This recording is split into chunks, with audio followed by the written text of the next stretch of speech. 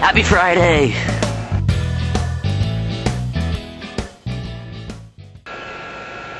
Hello. Happy Friday. It is hot in Texas. So I'm outside. And this is the other side of my house. I know I showed you my porch, but there's the trampoline and the side of the house. And I'm currently sitting in my sister's, fort house. There's, one of those wheels and, a sweet rope and a yellow slide. And she'd probably be really mad if she knew I was up here, because she's 5 and is, touchy about her stuff. So, we're not going to tell her. This week, we are talking about straight women. Can't live with them, can't live without them, huh?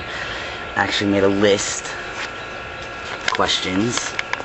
And I'm gonna flip the script a little bit on the way that I answer these questions, just because I'm a trans guy who dates women, so technically I guess I date straight women most of the time. So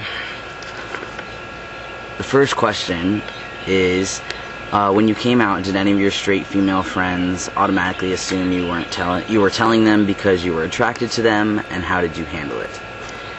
I didn't have this problem. When I came out younger, when I came out as liking women, I did have a couple best friends, but none of them ever assumed that I was interested. And then when I came out as trans, I actually had a few girls interested in me.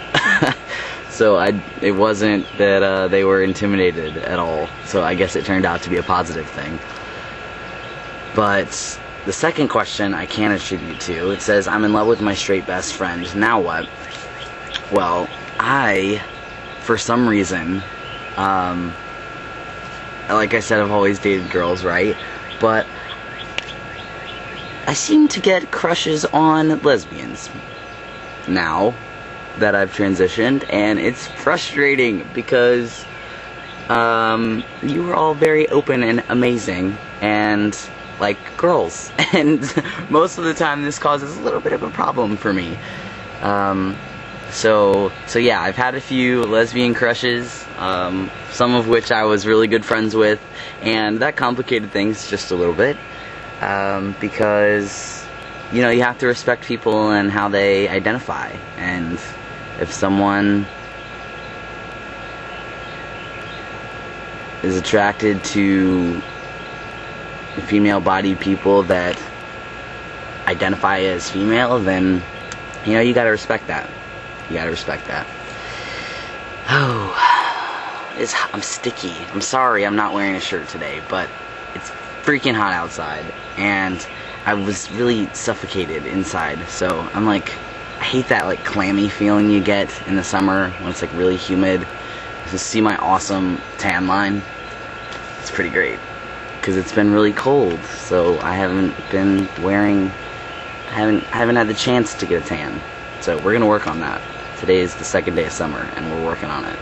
Here's a thought that I saw a couple people comment on that I haven't heard much about, in regards to unrequited love, right? And let's say you're just coming out, so you don't really have many experiences, romantically or physically or anything emotionally with dating a woman, right? So how do you know that your feelings for your best friend are romantic and not a deep friendship type love, right? How do you know? Because it can be a bit confusing. You can confuse yourself sometimes into thinking that you really love this person, and that may not be the case. I had a friend in high school that I spent all my time with, and we were best of friends, and she knew me better than anyone. And for a slight moment, I thought, I'm itchy again. I don't understand it. Is it a dry skin thing? Because I really need some help. Maybe some lotion? I don't really know. It's really frustrating. Sorry. But for a moment, I thought that I was interested in her, because she was my go-to girl, right? And so maybe that's the case. Maybe the person that we're closest to, the person that we spend all of our time with, and that we let down our guards with, especially in the coming out process. Maybe that person isn't always a romantic connection, but, you know, I think the lines are blurred. I think the lines are blurred a little bit. Isn't it frustrating when a girl tells you she isn't interested, or she's straight, or she's gay, or whatever, and then you deal with it, you're totally cool, whatever, you guys stay friends, and then somewhere down the line she changes her mind.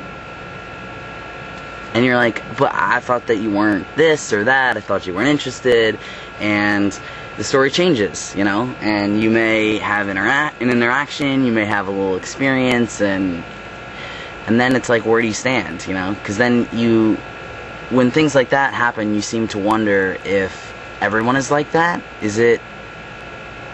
Are most people fluid? And is a connection based on gender and appearance as opposed to personality and connection? You know, where those lines get drawn, I honestly couldn't tell you. I feel like the only thing that we have to go on is what a person says.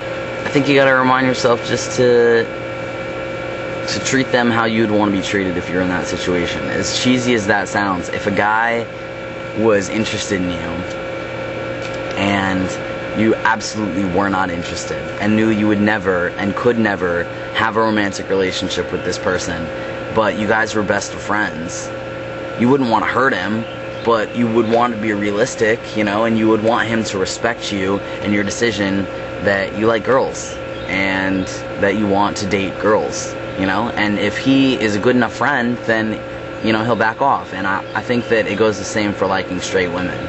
If you're friends and you respect them and you cherish their friendship, then, you know, you find ways to deal. And maybe that's meeting new people, maybe that's going to the club, or making a new circle of friends, or finding some girls who actually want to date girls. You know, as hard as that sounds, you just got to get outside your bubble, because there are tons of people out there that will be interested in you. And I don't think that any of us should settle for a limited relationship, you know. And that doesn't just go for straight, like being interested in straight people. It goes for lesbians and trans people and anyone that you're legitimately interested in that you could have a relationship with. If you're in a situation where you don't feel like you're getting treated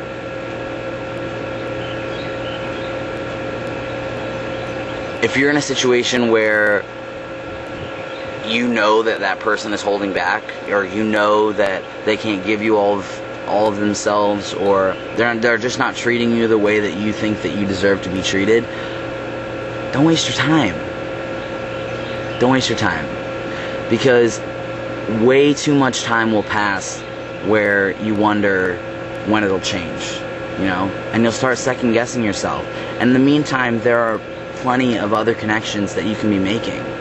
You know, there are plenty of people that do care about you and that can give themselves fully and wholly and really appreciate you for the kind of person that you are.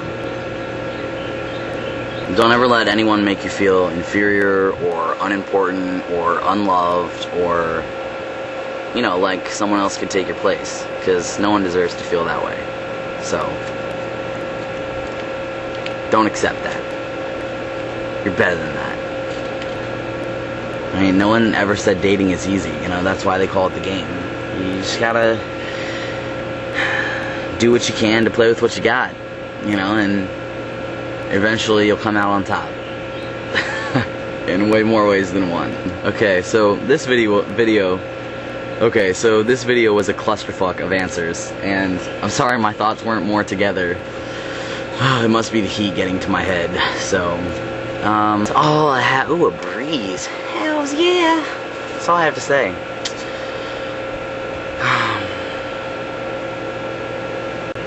I got my Toms today.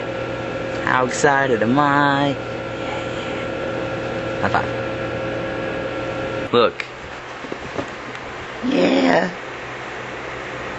They're stripes, because I love stripes. Go buy a pair of Toms. And, hello, Maine. Add you to the list. If you're from Maine, you're lucky. And you're pretty freaking cool.